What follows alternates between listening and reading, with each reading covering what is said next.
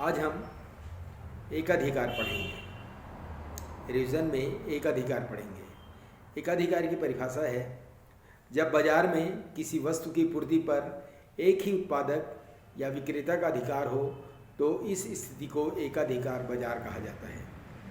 इस बाजार में प्रतियोगिता का अभाव पाया जाता है, और दूसरे शब्दों में भी कह सकते हैं एकाधिकार वह विक्रेता है जिसका वस्तु की पूर्ति पर पूर्ण नियंत्रण होता है। वस्तु की पूर्ति पर पूर्ण नियंत्रण होता है।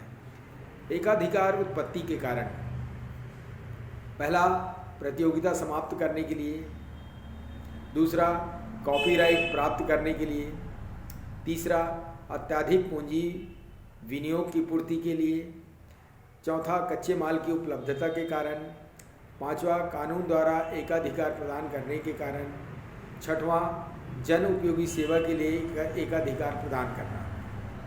अब एक बहुत अच्छा क्वेश्चन है, क्या एकाधिकार बिना मुकुट का राजा होता है? क्या एकाधिकारी बिना मुकुट का राजा होता है? इसे आप स्पष्ट करते हैं।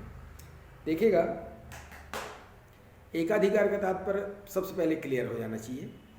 एकाधिकार का तात्पर्य होता है किसी वस्तु की पूर्ति पर या वस्तु को बेचने वाला बाजार में सिर्फ एक ही उत्पादक या विक्रेता हो, एक ही उत्पादक या विक्रेता हो, इस स्थिति को बोला जाता है एकाधिकार। ऐसी स्थिति में एक राजा के समान मनमाने ढंग से वो वस्तु का मूल्य निर्धारित कर सकता है। क्यों? क्योंकि वो अकेला विक्रेता है, अकेला उत्पादक है। ऐसी स्थिति में वो मनमाने ढंग से वस्तु का मूल्य निर्धारित करके अधिक से अधिक लाभ कमा सकता है। इसलिए ऐसा लगता है कि एकाधिकार बिना मुकुट का राजा है, परंतु व्यवहार में ऐसा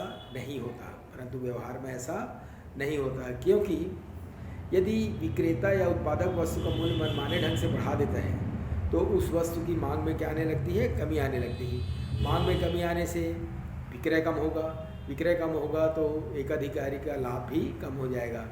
ऐसी स्थिति में हम नहीं कह सकते कि एकाधिकार बिना मुकुट का राजा होता है। भाई, मूल्य निर्धारित करना, बेचने का अधिकार विक्रेता या उत्पादक के पास है, परंतु खरीदने का अधिकार तो उपभोक्ता के पास है। उपभोक्ता भी तो कुछ सोचता होगा। तो लगता है देखने में कि एकाधिकार बिना मुकुट का राजा है, परंतु व्यवहार में ऐसा नहीं होता। इसको हम मनमाने ढंग से मूल्य निर्धारित करके तो दोनों पक्षों को ध्यान में रखा जाता है। सरकार भी इस चीज़ों में नियंत्रण करती है। एक आज आपका होमवर्क क्वेश्चन दे रहा हूँ, पूर्ण प्रतियोगिता एवं अपूर्ण प्रतियोगिता में अंतर स्पष्ट कीजिए। अक्सर एग्जाम में आता है, पूर्ण प्रतियोगिता एवं अपूर्ण प्रतियोगिता में अंतर स्पष्ट कीजिए। ठीक है, अब ऐसी छांट के मैं देखते जाऊंगा कि क्या पढ़ाना है आप लोग को। जो कल पढ़ाऊंगा मैं एकाधिकृत प्रतियोगिता, कल पढ़ाऊंगा मैं आपको एकाधिकृत प्रतियोगिता पढ़ाऊंगा।